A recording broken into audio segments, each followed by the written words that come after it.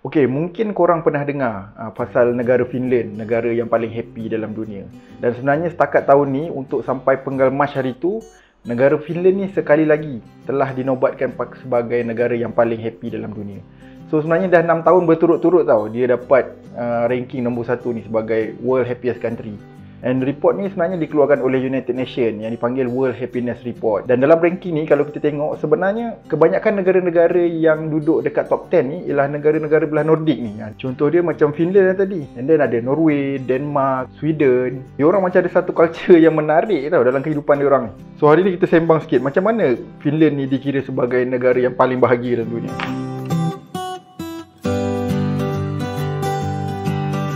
So berdasarkan report yang dikeluarkan oleh United Nations ni, dia mengambil kira beberapa faktor. Faktor yang pertama ialah GDP per kapita. Kalau tengok daripada GDP per kapita untuk tahun ni, Finland ni sebenarnya penduduk-penduduknya bukannya orang yang sangat kaya tau. Dan sebenarnya dalam culture diorang ni ada satu prinsip yang diorang panggil talko.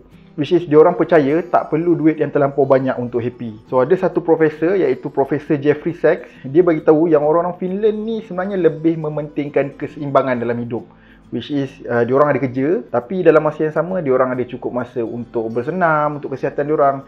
And then diorang ada cukup masa untuk bersosial dengan kawan-kawan, dengan family. So diorang sangat mementingkan keseimbangan tu tau. Diorang ni kira dalam kategori yang tak kaya sangat tapi tak miskin sangat.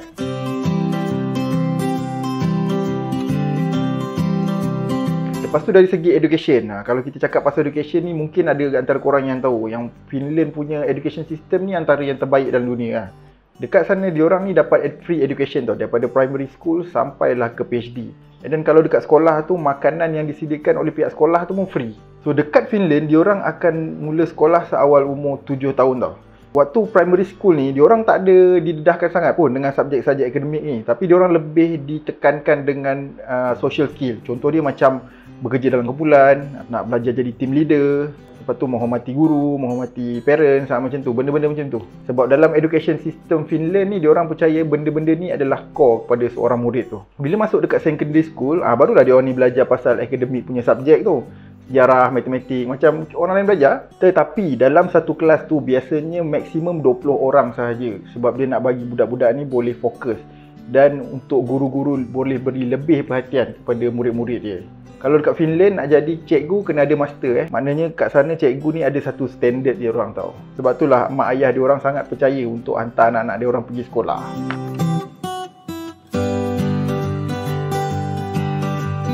And then lagi satu faktor yang diambil kira ialah kepercayaan terhadap orang lain. Biasanya kita dengar kalau dekat Jepun tu, orang Jepun ni jujur lah. Kalau kita hilang dompet ke, tertinggal barang ke, biasanya orang Jepun ni akan pulangkan balik. Sama juga macam dekat Finland. So diorang pernah test satu social eksperimen. Diorang letak dompet dekat sekitar bandar Helsinki tu. Daripada 12 dompet yang diletak dekat around the city, 11 dompet tu dipulangkan semula. So daripada social eksperimen yang dia buat ni, negara Finland ni berada di tangga nombor 2 selepas negara Iceland. Kiranya negara diorang ni agak selamat lah. Even ada satu dokumentari tu, dia ceritakan kalau satu family ni, diorang ada baby. So kalau diorang pergi jalan-jalan dekat bandar, of course lah diorang kena bawa stroller sebab nak tolak anak diorang ni kan. Tapi let's say contoh kalau dia nak masuk satu kedai tu, dia berani je nak tinggal baby dia ni dekat luar kedai. Sebab dia rasa confirm tak ada orang culik anak dia ni. Maksudnya diorang ni betul-betul percaya dengan tahap security negara diorang ni.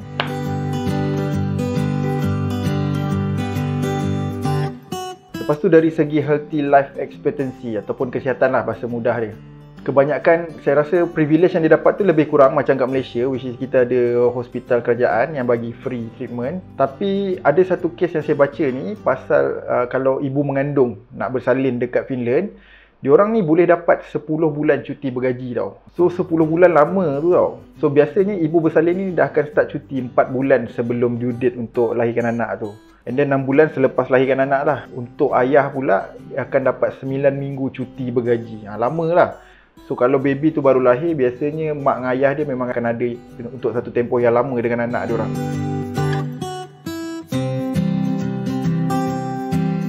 Dan satu perkara lagi yang membuatkan rakyat diorang ni happy, kat Finland ni corruption sangat-sangat rendah tau. Ada satu data ni yang dipanggil Corruption Perception Index. Finland ni berada di tangga nombor 2 dunia bersama-sama dengan New Zealand selepas Iceland. So kebanyakan rakyat dia ni sangat berpuas hati dengan pemimpin-pemimpin diorang. So benda ni agak rare lah, sebab biasanya orang lebih banyak yang tak puas hati dengan pemimpin tapi beza pula dengan orang Finland ni. Dan kebanyakan pemimpin-pemimpin dia ni datang daripada golongan-golongan academician. Dan yang last kali ialah freedom to make life choice. Tapi untuk freedom to make life choice ni saya tak jumpa lah apa-apa artikel berkenaan dengan Finland.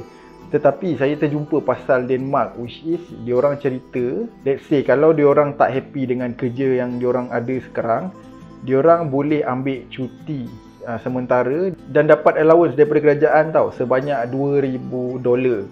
So dalam tempoh ni lah masa untuk diorang berfikir nak buat apa. Mungkin nak cari kerja lain ke, ataupun nak sambung belajar ke, atau apa-apa je lah. So diorang ada privilege untuk benda-benda macam ni tau. Tapi ni dekat Denmark lah. Kalau dekat Finland saya tak pasti macam mana. So mungkin ada antara korang yang pernah pergi Finland ke, ataupun pernah belajar dekat sana ke, ataupun kahwin dengan orang sana ke, mana tahu kan. So korang boleh tulislah pendapat atau idea korang berkenaan dengan negara Finland ni. Okey, sampai situ je pasal negara Finland ni. Nanti kita jumpa lagi dalam next video. Bye bye.